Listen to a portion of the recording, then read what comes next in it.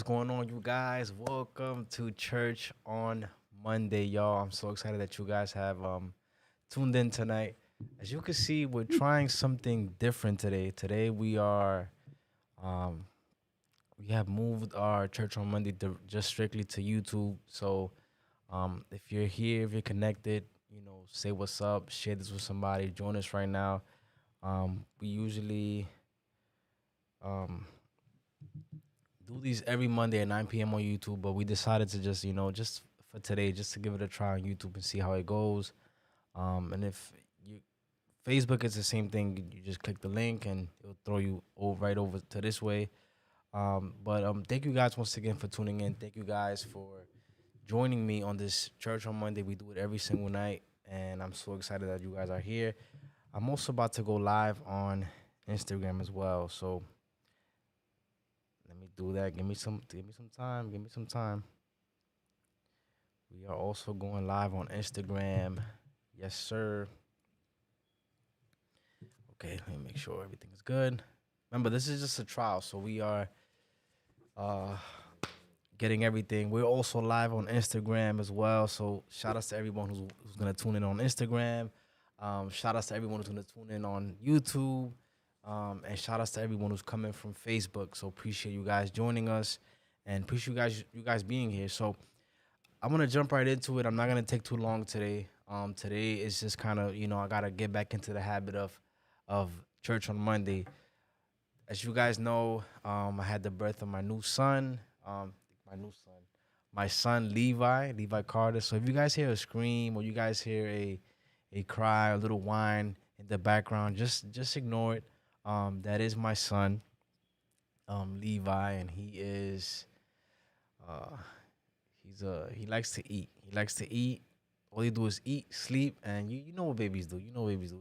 It's the same thing they do every single time. But if you're here, if you're watching on Instagram, wherever you are, just invite somebody to share, invite somebody to tune in, invite somebody to watch. Also, you can say something in the comment section. It's the same as Facebook. So I'll be reading the comment section. If you see that I'm looking at the on this side, it's not that it's just I have the screen here and I have the camera here, so I'm kind of looking at a bunch of places at the same time. But I'm hoping that tonight the short word that we have it inspires you, it helps you, it motivates you, and then it gives you a little gem that you can use on this Monday night. Um, in preparing this talk for today, I came across a video that spoke about expectations, and I want to just speak a little bit on that today because it's something that has really been on my heart, has really been on my mind. This idea of expectations, right? Today's my birthday, and today, usually when you're young, you want to go shopping, you want to waste money, you want to buy, the whole Amazon warehouse. Shout out to everyone who's watching on YouTube. Appreciate you guys. Share the link. Say something in the comment section. Don't be shy. Say what's up. But usually when I was younger, my idea of a birthday would be to just kind of go out to eat, waste money, get some new clothes. But the older you get, you begin to realize that every time you have a birthday, it's usually a time for you to reflect, a time for you to kind of just think back and what worked this year, and during this year, and what can I change, what can I do different. This day was a reflection day for me, right? And one of the things that I constantly thought about today was expectations, right? I remember when I was 17, when I was uh 16, even you, if you can think back in time to those moments, what were your expectations then of how your life will be now, right? Just think for a moment. What you told yourself when you were 17, 18, the boyfriend you thought you was gonna marry, the girlfriend you thought you was gonna marry. Just think back for a second, and then look at yourself now. And I can guarantee 100% that you're not where you thought you would imagine, like where you thought you would be when you said those things at 17, 14. I thought I was gonna be a basketball player. I thought I was gonna be rich. Um, Obviously, I'm not a basketball player, and I'm not rich, but I am blessed, so that's what matters. But expectations, especially for young people, is something that's it is good to have. It's good to set, goals. It is good to, to say, you know what, I wanna go here. I wanna get to this place. I wanna get to that place.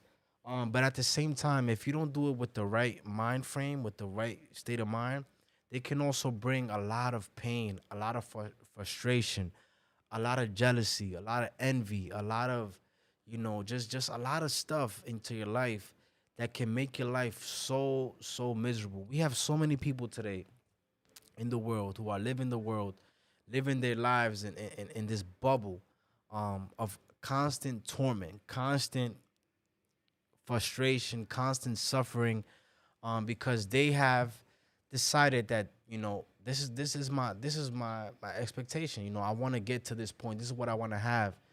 And the older, I'm not old yet, right? I'm still young, but the more I walk this journey of life, the more I, experience I have, every year that I get, I begin to realize that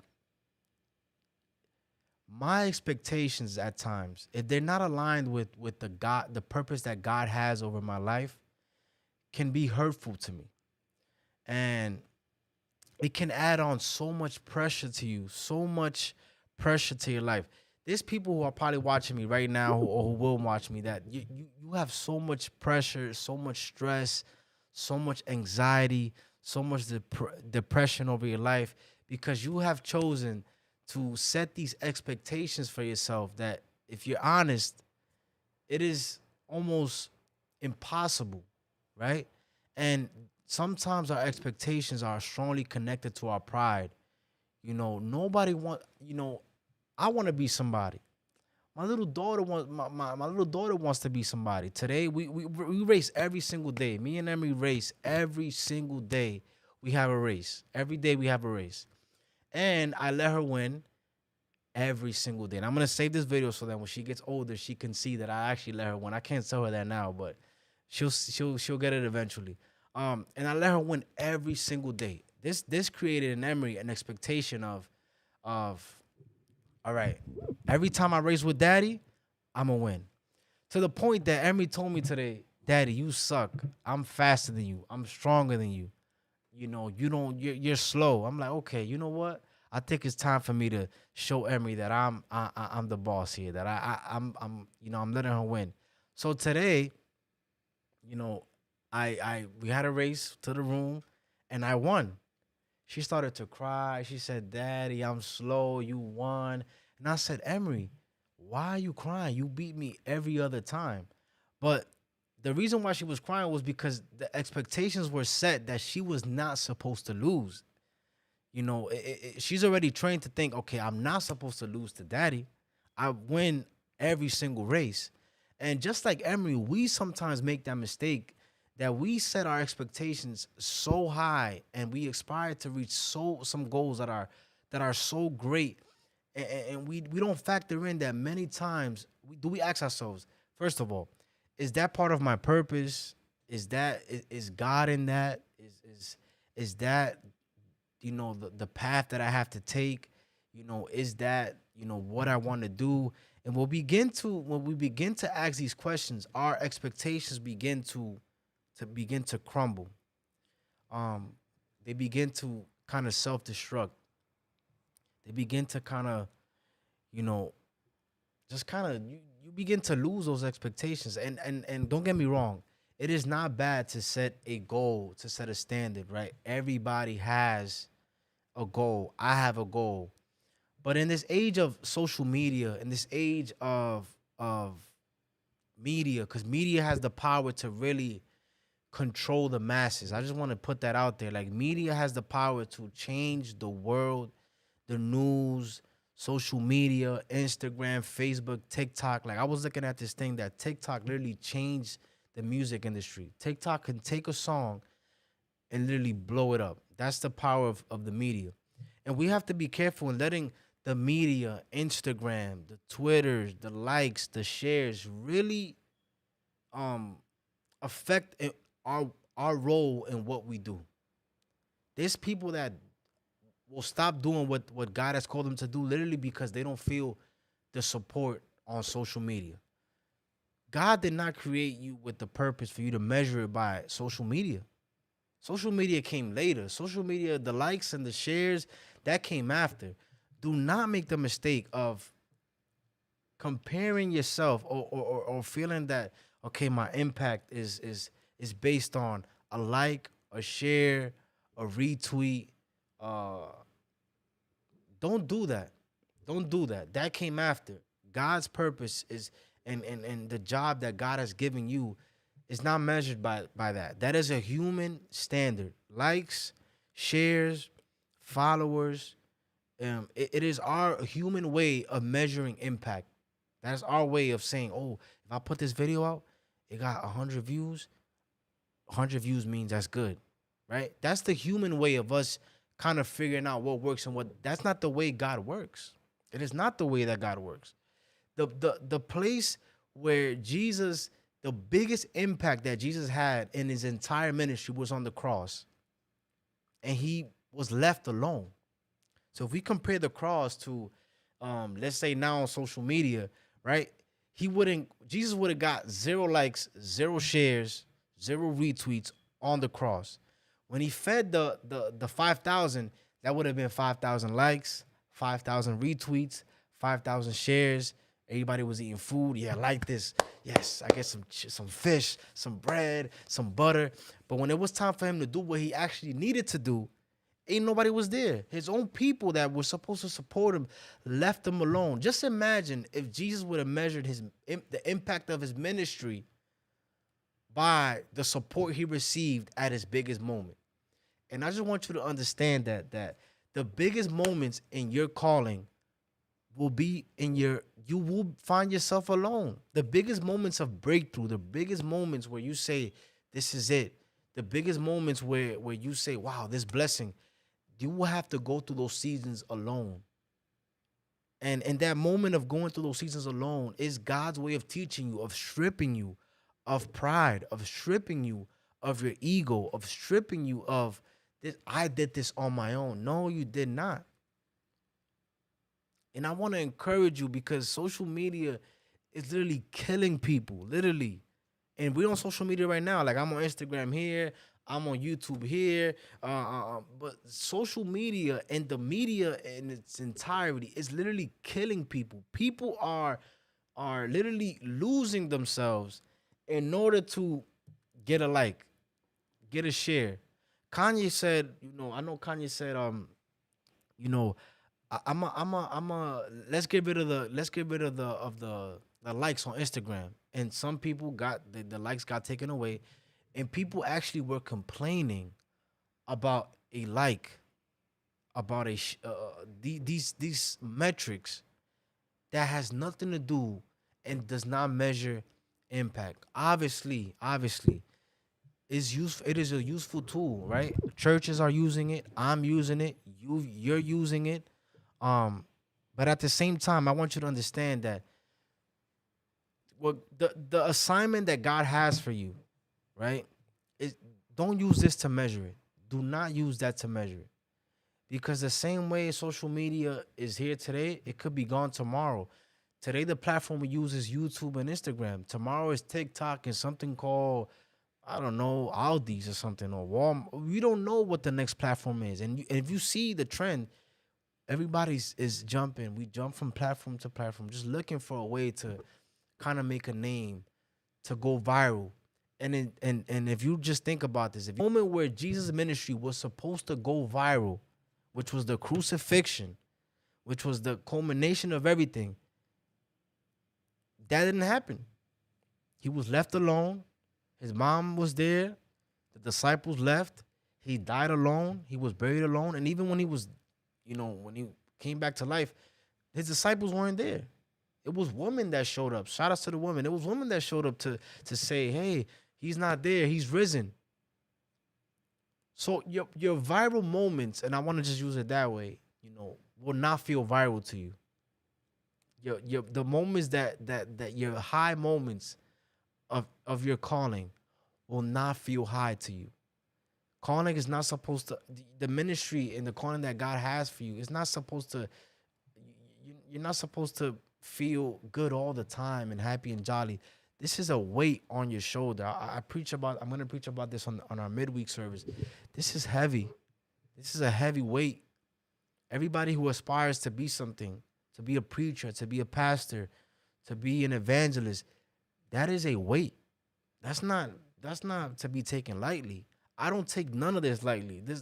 The fact that I have 6 people here watching me on YouTube, 2 here, I don't take that lightly. The fact that my words are going through the airways and somebody's listening to them. So my hope every time I speak is that somebody is receiving this word. And the reason why I'm saying this is because I'm speaking from experience. I'm speaking from experience. I love to sing. I love to write music, and not to be prideful or anything, but I do think I'm talented when it comes to music. I do think that God has given me the ability to make music, to write songs, to make beats. And I remember my first CD release, right? When I recorded a CD, we made a flyer, we invited churches, we invited people to show up, we invited a preacher. And I said, oh, it's lit. It's lit. My first CD, everybody's gonna show up. It's just gonna be Guess what? Nobody showed up to that CD release. Nobody. It was about, I want to say 9 or 8 people there, counting me, the preacher. I think Brenda was there, Emily was there, her family was there. Nobody showed up, and I was sad. I didn't cry but I was really sad. And the preacher pulled me to the side and he said, "Listen, these moments are necessary for you to grow. These moments are necessary for you to get better. These moments where you are alone in your ministry, in your calling, where you don't feel supported, those moments are necessary." That moment stripped me of my pride, of my ego. That moment taught me so much. It taught me that we in God, for this kingdom, we don't do things for results, human results. The impact is much more, and the impact is oftentimes not seen. You don't know who can be touched by my brother being crazy right now. You don't know who's gonna be touched by a post you share. You don't know that. You don't know who's gonna be touched by a song you sing. You might not you might not hit the billboards, but somebody heard it, and that helps somebody. That's what's important. That is the ministry. That is the calling. That is the journey that we have to be on. That is a process that we have to go through. It goes for weight loss. It goes for marriage. It goes for everything. Never, and I wanna really hammer this in today. I wanna really hammer this in today. You know, your most precious moments will be alone. My brother's there on Instagram. He don't run with nobody. I don't run with nobody. I run by myself. But when it comes time to race, and that race is full of people, nobody there knows the work you put in your alone time, in the late night, in the morning, staying up late, really, focusing. Nobody sees that. And when you're doing it, but when it comes time for it to be highlighted in a race, everybody's there. Yo, good job, man. You did good. But the work was done in private. And I want you to. There's a verse in Job, I believe Job 8:7, and it says, "Even though your beginnings are small, your ladder will be great." Your beginning might feel small now. You might feel like, wow, I'm not really getting nowhere. Nothing is really happening. Nobody is supporting me. I feel like I'm stuck. I feel like I'm going in a circle.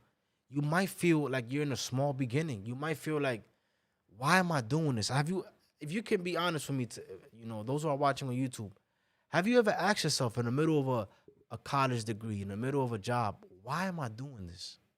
Is this even worth it? Is me going, like, what's the point of this? What's the point of this? And it is now, long after you ask yourself that you can look back and say, it was worth it.